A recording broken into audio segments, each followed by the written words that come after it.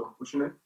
Hi, my name is Kuzi Kofi. I'm a father of three, happily married, and I live in London. I'm from Zimbabwe, which is in the southern part of Africa, down right underneath in the African map. I came to England in 2008 as a reunion to unite with my wife, and I'm here. My three children were born here. So I count myself as a Zimbrit, as we might call ourselves when we are having good days in Britain. Well, my name is Joseph Higiamso. So, Joseph, could you also tell the people where are you from? First, I'm an African, but originally I'm a Nigerian. Right. Came in here back in the late 90s. So why did you move? Well, I often don't like when it is described as a third world continent or developing continent. Well, the need to sojourn abroad and perhaps seek greener pastures. We cannot take the fact away that the Western world is a lot more developed than we have in Africa. That informed my decision to migrate and we domicile here in the United Kingdom, London, and indeed other parts of the UK.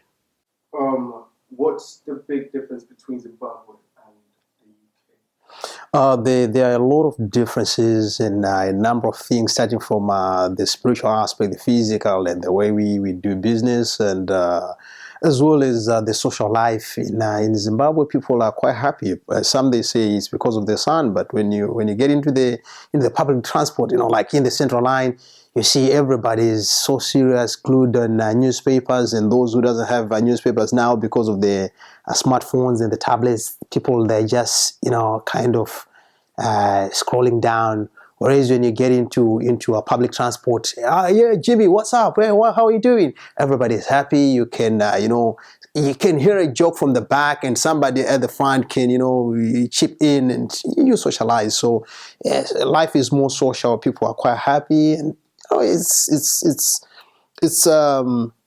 Christmas 247 as we call it. What cultural differences? What's the cultural differences between Nigeria and the United Kingdom?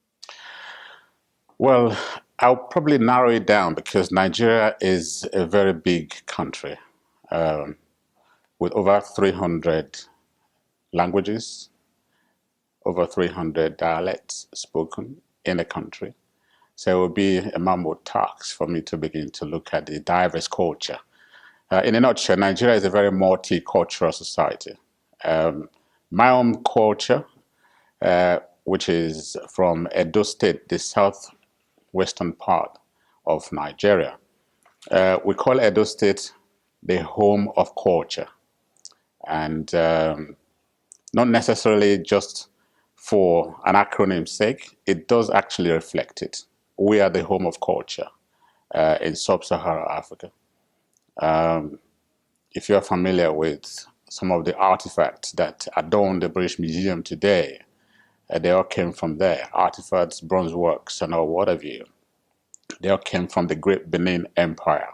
Benin, by the way, is the capital of Edo State.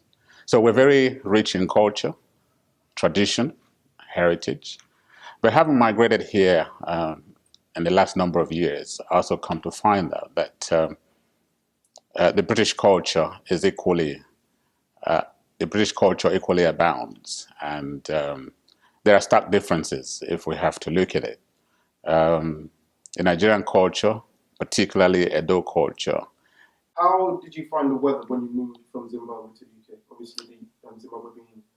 Well, Zimbabwe is cold, but we only have 2 months. Like strong winter, and in some areas, though, we have statistics of people dying of cold. But when we came here, the winter is quite long, and even the summer is not as hot as what we experience when you're in Zimbabwe. So there was a change. Yeah, I would say I felt the change, especially when I came here, because I came just after winter in Zimbabwe. So I came here again into getting into winter. So it was, I had a life of winter in probably more or less 10 or so months.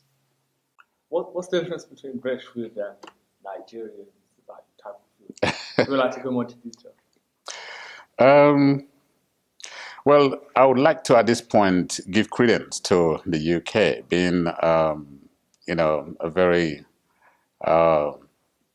welcoming, hospitable society, because you find Britain of today a very multicultural Britain. We have all kinds of foods, and also, albeit there's a bit of restriction in terms of exporting African food to out here, we still made the regulation to get some of our food here. So we have a variety of, I can't begin to name them.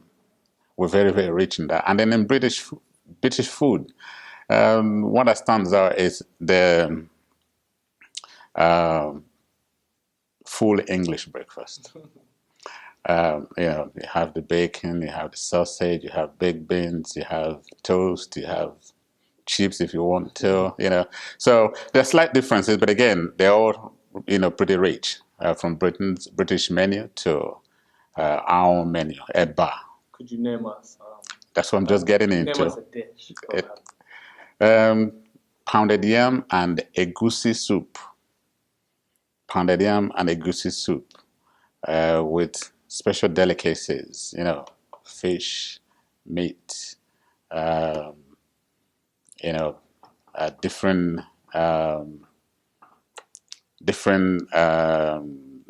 ingredients to make it, that stands out. We have jollof rice, we have fried rice, we have yam, what, we probably refer to as potato here, but it's never the same. And then we have plantain, the green plantain and the yellow plantain. We have beans, our own type of beans. People talk about soya beans, it comes from African roots, very healthy, So, yeah, to name but a few. What's the main food dish in Zimbabwe? Yeah, the main food is sadza and rice. And we have sadza with beef stew, with chicken stew, and rice with beef stew and chicken stew as well. Our breakfast is just the English breakfast. We have bread, tea, or coffee with eggs, beans, and all, just the English breakfast. What's the difference between the UK and Zimbabwe when it comes to religion? Well, like I have said, Zimbabwe is a Christian country. 75% of the population, they are Christians. United Kingdom is and England is a Christian country as well. But the difference is they are kind of splitted religions here, whereas in Zimbabwe we have like dominating religions within the Christian domain. We have the Pentecostal denomination, which is the more vibrant and more noisy, which I come from, kind of related to the Black Afro-American church, whereby when you're in church, hey, we feel like we make noise when you go to the English churches. If you're an African, they can wake you up. Because you'll be sleeping. We feel they are quite, slow. Everything is scaled down. Whereas in ours, our praise, our worship, our prayers, everything is with all, power and I would say noise, power, vigor, and all in the name of the Holy Spirit, though.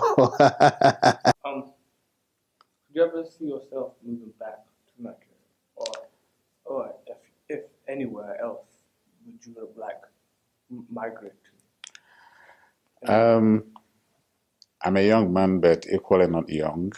My people say when the night time is approaching, you begin to cultivate your farmland nearer home.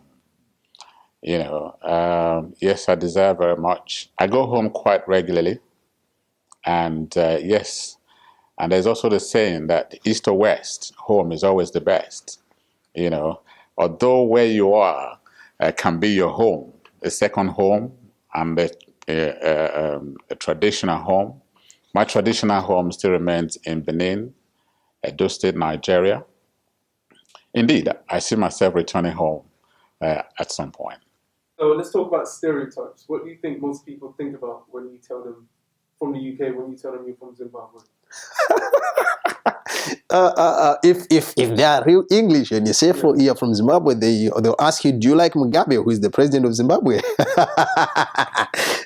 In most meetings where I go and I say I come from Zimbabwe, they say, oh, how do you see Mr. Mugabe? So the political side raises people's eyebrows. Then as well, other people who are, there are some who have this stereotype of, oh, you are a refugee coming here, you don't know much, you are on benefits and that kind of a thing, which most black people are stereotyped in the same way. You're wearing something on your neck. Tell the people what. Well, this is pretty deliberate. This is the scarf, which is, in a way, it does portray part of the English culture, maybe by way of dressing during winter. You have it that, you know, to shield yourself from cold and all of that, like we are now. Yeah, this is a reflection of the two culture that I presently represent, English culture and the African culture. These are African fabrics. So I deliberately put this on for the purpose of this. I'm domiciled here. I'm a diaspora here. You know, so not a split image, but I'm not a dual personality, but two in one, if you must say. So how much? You're wearing something on your neck. Tell the people what. Well, this is pretty deliberate. This is the scarf, which is, in a way, it does portray part of the English culture, maybe by way of dressing during winter. You have it that, you know, to shield yourself from cold and all of that, like we are now. Yeah, this is a reflection of the two culture that I presently represent, English culture and the African culture. These are African fabrics. So I deliberately put this on for the purpose of this. I'm domiciled here. I'm a diaspora here. You know, so not a split image, but I'm not a dual personality, but two in one, if you must say. So how much?